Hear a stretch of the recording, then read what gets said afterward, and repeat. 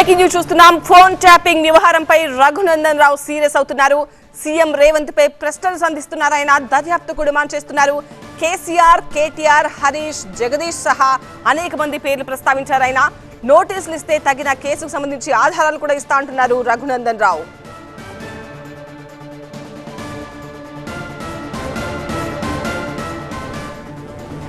Phone tapping వ్యవహారంపై BJP నేత రఘునందన్ రావు ఒక రేంజ్ లో ఫైర్ అయ్యారు. రేవంత్ పై ప్రశ్నల వర్షం కురిపించారు. తెలంగాణ ఏర్పడ్డాక ఫోన్ ట్యాపింగ్ తొలి బాధితుడు రేవంతే కదా, మరి ఎందుకు అధికారులను క్షమిస్తున్నారంటూ ప్రశ్నించారు. బిఎల్ సంతోష్ ఫోన్లు, చాలా మంది హీరో హీరోయిన్ల ఫోన్లు ట్యాప్ చేశారని రఘునందన్ రావు అంటున్నారు. ఈ కేసులో బీఆర్ఎస్ నేతలు కేసీఆర్, హరీష్, కలెక్టర్ వెంకట్రామరెడ్డిని నిందితులుగా చేర్చాలని డిమాండ్ చేశారు. తెలంగాణలో వ్యవస్థలను, వ్యక్తులనే దిగజార్చిన ఈ కేసును ఆషామాషిగా చూడొద్దన్నారు రఘునందన్. సిబిఐతో గానీ, జ్యుడిషియల్ గా గానీ ఎంక్వైరీ చేయించాలని డిమాండ్ చేశారు. రేవంత్ రెడ్డి గారు దీని మీద విచారణ జరగాలన్నా వద్దా ఒక్కసారి దయచేసి ఆలోచించురు. అందుకని నేనేమంటున్నా అంటే టెలిఫోన్ ట్యాపింగ్ని ముక్కలు ముక్కలుగా ఇన్వెస్టిగేట్ చేయకండి దయచేసి.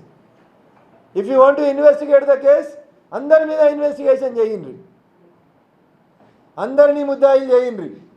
నాకు నచ్చితే మంచోడు, నచ్చకపోతే ముద్దాయి అని చెప్పకండి.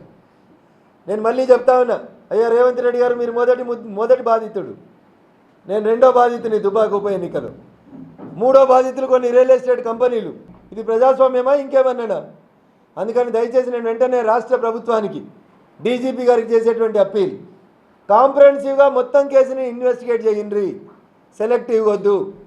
మాకు నోటీస్ ఇస్తే మేము చెప్తాం, మా దగ్గర ఉన్న సమాచారం మాకేం తెలుసో మేము మీకు చెప్పిపోతాం.